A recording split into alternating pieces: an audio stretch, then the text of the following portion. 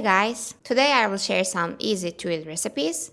To briefly talk about tuiles, they come from classic French pastry, but they are now widely used in fine dining for both sweet and savory dishes. They are light, crisp, and mainly used to add texture and visual interest to a plate. For the beetroot tuile, we need to start making the beetroot powder, which is very easy. You can make this in advance and use whenever you need to color something. Grate the beetroots, get rid of the excess juice, spread on a baking sheet, and dry in the oven at 60 degrees until completely dry and crispy. It will take around 3 hours. You can apply the same technique using berries to achieve a natural berry flavor and pink color. This beetroot tuile can also be adapted into a savory version by reducing the sugar by about half. Making tuiles is very straightforward across all the recipes. You simply mix all the ingredients into a smooth paste and spread it thinly onto molds. Before doing this, make sure to lightly spray the molds with oil or grease them with butter, as depending on the quality of the mold, the mixture can stick during baking. The tuiles are then baked in a fan-forced oven at 160 degrees Celsius for about 6 minutes, just until they are set and crisp. For the beetroot tuile, a slightly lower temperature works better, around 145 to 150 degrees, because beetroot gets its color from betalain pigments, which are sensitive to high heat and can darken or turn brown if baked too hot. To help preserve the vibrant pink color, I also add a small amount of lemon juice. The acidity stabilizes these pigments, helping the tuile maintain a brighter, fresher color. In this video, I created 3 different shades of pink simply by adjusting the amount of beetroot powder. The more powder you use, the deeper and more intense the color becomes, which gives you flexibility when plating.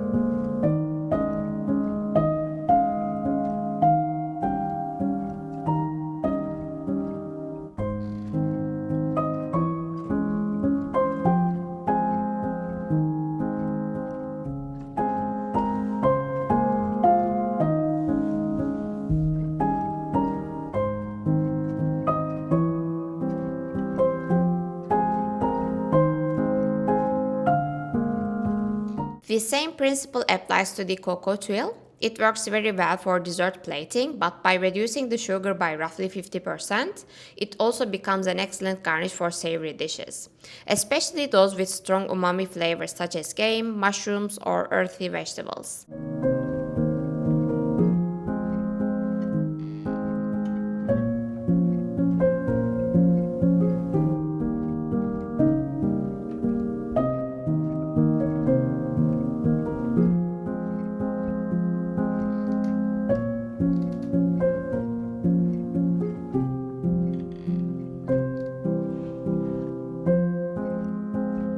All 3 tuiles shown in the video were prepared using the same method as mentioned at the beginning. For this reason, I did not repeat the honey tuile step here again. However, the full recipe is provided, as you can see. You can easily adapt these recipes by adjusting ingredients to create tuiles in your preferred shape, color, and flavor. The Parmesan tuile is honestly the easiest one. Just grate some Parmesan, pop it in the microwave, and let it cool. In about 5 seconds, you've got a crispy little garnish ready to level up your plate.